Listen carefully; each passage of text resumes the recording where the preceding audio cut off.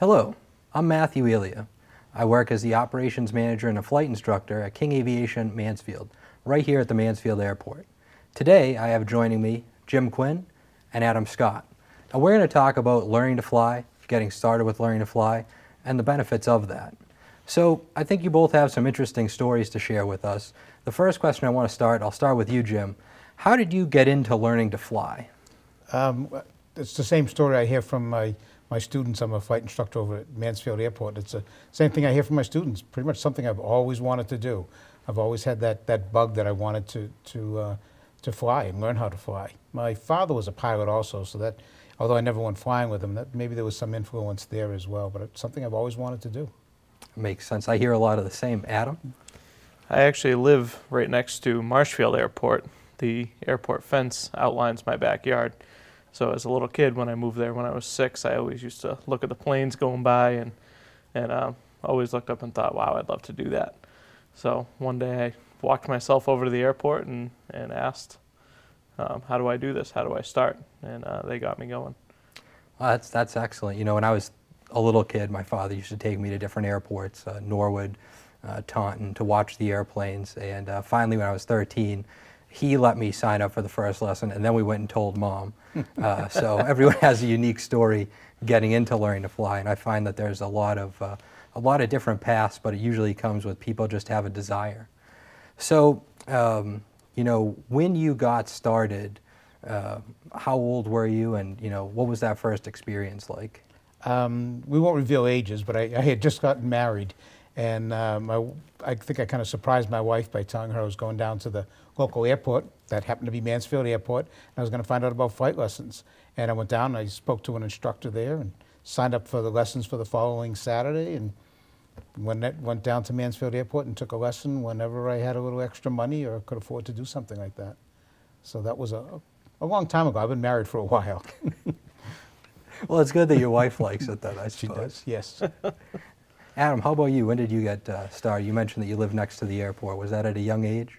It was. I was 9 years old when I had my first flight, September 1996. So it was a lot of fun. I walked over there and I had asked, like I said, you know, what do I do? How do I start? And they had an intro flight package, or a scenic flight, I believe is what it was at the time. And then it evolved from there. But I went up with my dad in the back seat. I was in the front seat with an instructor, and they took me up and flew me around for a half hour. Let me grab the controls a little bit, and it's been the place I've wanted to be ever since. Yep. Well, I know everybody, you know, gets started, like we said, for the desire reason, and usually there are different motivations or goals, and that's one thing I always stress with my students is you set goals, and then there's a challenge there to learning to fly, but it also comes with quite a bit of achievement when you do accomplish those goals. So, you know, for me, I started when I was 13. What was really big was that I wanted to solo on my 16th birthday, which is the first day you can, and I was working towards that from when I started. And so on my 16th birthday, I skipped school. I went down to Mansfield over here and soloed. You know, what motivated you, Jim, along your path to earning your pilot's license? As you say, the challenge and the goals, and there's a sense of accomplishment. I remember my first flight, we learned how to fly straight and level, and then I couldn't wait to go back to the next one so I could learn how to turn the airplane. Then the next one was how to climb and how to descend. And I think the next lesson was kind of putting all those together. So each lesson was a progression. It was like a building block, and you achieved something each time you went. And I couldn't wait to go the next time to see what I could learn and see what I could master in the airplane. I will admit I had a great instructor that was really patient and taught me some of the mechanisms of how to fly the airplane, and that was really enjoyable. That sense of, as you say, that having a goal and accomplishing something. So Adam, you started when you were 9, so that probably took a little while since you were, you know, there are some age limits. You have to be 16 to solo, 17 to get your license. So over all those years, what kept you motivated going through that process? My motivation was just the love that I had for being in the airplane and being able to be up there in the sky, flying around, looking around. It's so much more you can see from 2,500 feet than you can from ground level. So that was my total motivation.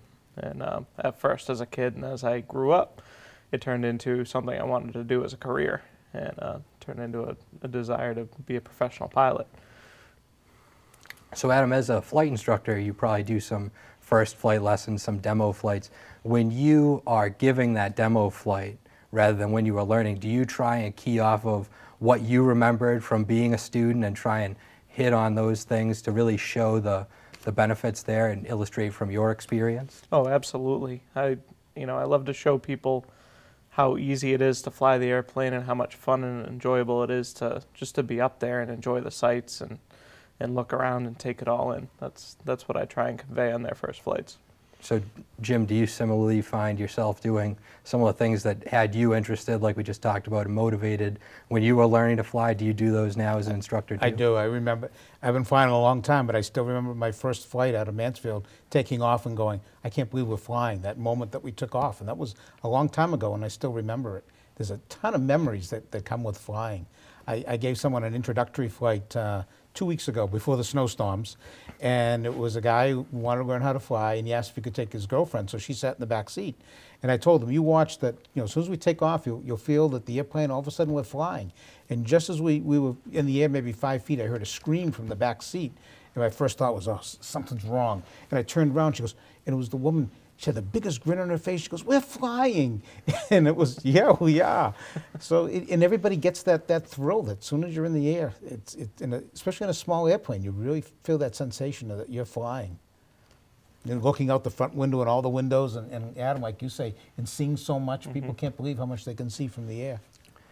So, Jim, you talked about the memories and the experience. And I think there are a couple of vivid ones that every pilot develops as they're learning. What was your favorite memory from the time you started flying until you earned the pilot's license in the training there? Do you have a memory that stands out the most? It was a long time ago. It was all good times. It was all, again, that sense of accomplishing something with every lesson. Probably the biggest memory, as you know, we have to do the what we call the long cross country, where we go by ourselves just prior to getting or taking the private pilot flight test. And we have to go pretty far by ourselves. And I remember doing that and having the greatest sense of accomplishment that, yeah, I can take this airplane and I can fly pretty far away. And that was, you have to go 3 points and back. And that was a great sense of accomplishment. I can still remember the airplane I was in and calling air traffic control one time and getting a weather update because I saw some clouds that happened to be not a factor, but that was quite an experience, yeah. It sounds like the challenges along the way are kind of what creates the best memories, and that's something I know that when I was younger taking lessons, that I was always looking forward to the challenge, not necessarily thinking it would translate into memories, but that sense of accomplishment that you get when you do something like that. It's a real benefit. I mean, you're taking the lesson to learn how to fly, and then all of a sudden you have these challenges, and when you meet those challenges and succeed, it's quite a sense of accomplishment. Sure is. I mean, Adam, do you have memories similar to that from when you learned to fly? Oh, I've got tons of memories, as we all do. But I'd say the biggest memory for me is the first solo, the first time being up in an airplane by myself. And I just remember lifting off the ground, looking at the empty seat next to me and thinking, wow, I can't believe I'm here, I'm in an airplane, and it's all mine. And it was quite the sense of accomplishment, like you mentioned, and quite an amazing feeling, to be honest.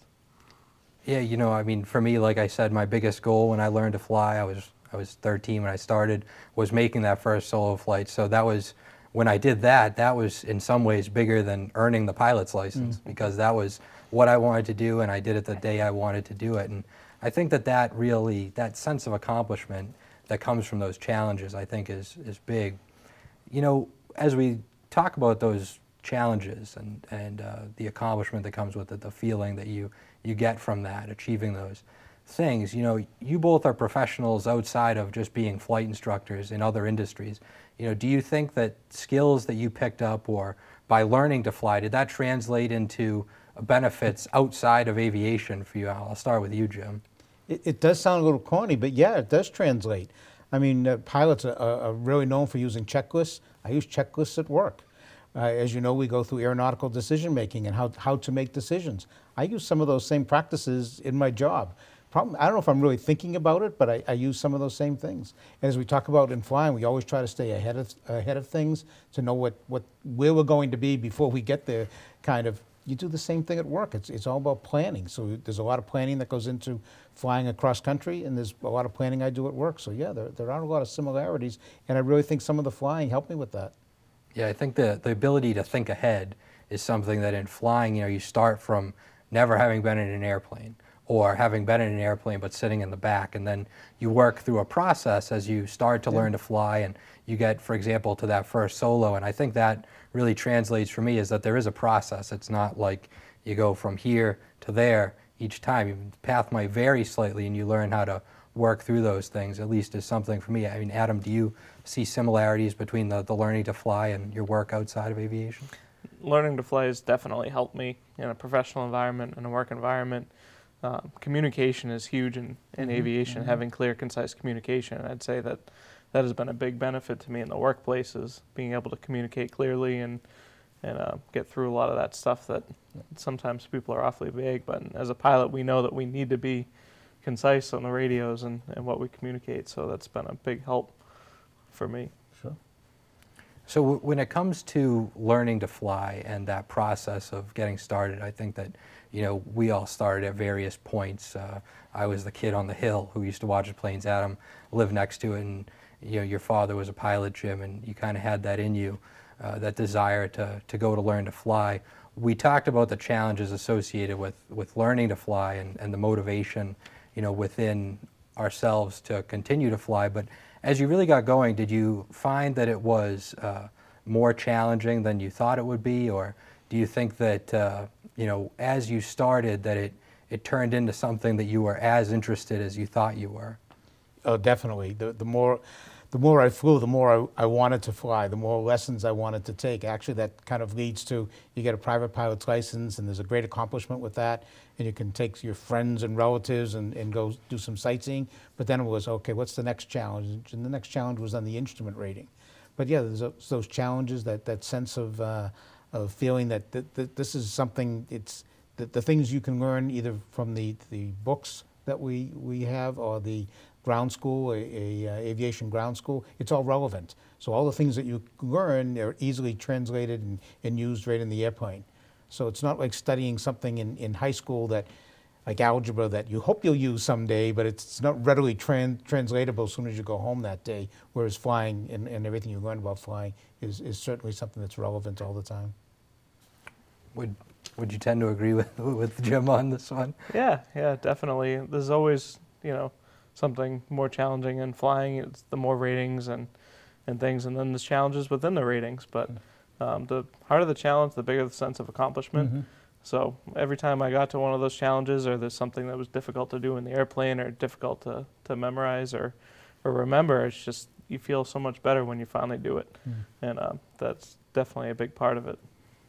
So after, we talked about the challenges and the motivations and the desire, as you go on to get those accomplishments, and you talked about how you can take friends flying, and then you go on for more advanced training, which I think is how many of us become flight instructors, is that we get to one point and then say, wow, that was fun, I don't want to stop learning, let's keep going. And then you get to a point where now you're at the level of, well, I can teach people and share my passion and enjoyment. So kind of looking at it from the instructor side of how you learned to fly, do you think that as you learned, could you look back on it now and see how you are progressing, and see how you really did things maybe a little bit differently than your students do now, and use your experience to guide your students?